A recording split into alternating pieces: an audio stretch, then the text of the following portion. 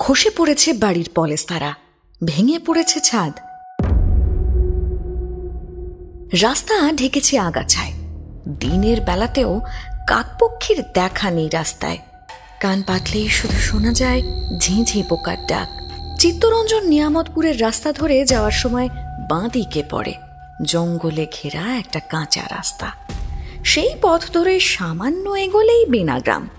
সেখানে ঢুকলে গা ছমছম করে উঠতে বাধ্য। সারা বছর গ্রামের ছবিটা এমন থাকলেও বদলে যায় মাত্র একদিনের জন্য। কোজাগরী পূর্ণিমার রাতে সেজে ওঠে বেনাগ্রাম। ফিরে আসেন গ্রামবাসীরা, কারণ আর যাই হোক রীতি মেনে নির্দিষ্ট তিথিতে মা লক্ষ্মীর আরাধনাই যে এই গ্রামের দস্তুর।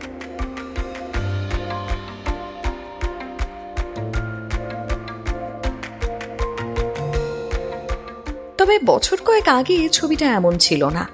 শখানেক পরিবারের বাস ছিল এই গ্রামে, কিন্তু বিধিবাম।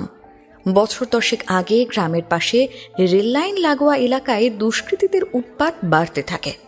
রাত বিরেতে বিভিন্ন বাড়ির দরজা লক্ষ্য করে ছোঁড়া হতো ইট, দরজায় পড়তো টোকা। এর মাঝে একদিন গ্রামেরই একটি পুকুর পাড়ে এক মহিলার দেহ পড়ে থাকতে দেখেন স্থানীয়রা, কিন্তু কে বা কারা এই ঘটনা ঘটাচ্ছে তা জানা যায়নি। ফলে ভূত নিয়ে গুজব ছড়িয়ে পড়তে শুরু করে। গ্রামের পরিচয় হয়ে যায় ভূতের গ্রাম হিসেবে, আর গ্রাম ছাড়েন বাসিন্দারা। কিন্তু বছরের এই একটা দিন ফিরে আসেন তারা, আর নতুন আলোয় সেজে ওঠে ভুতুরে বেনাগ্রাম।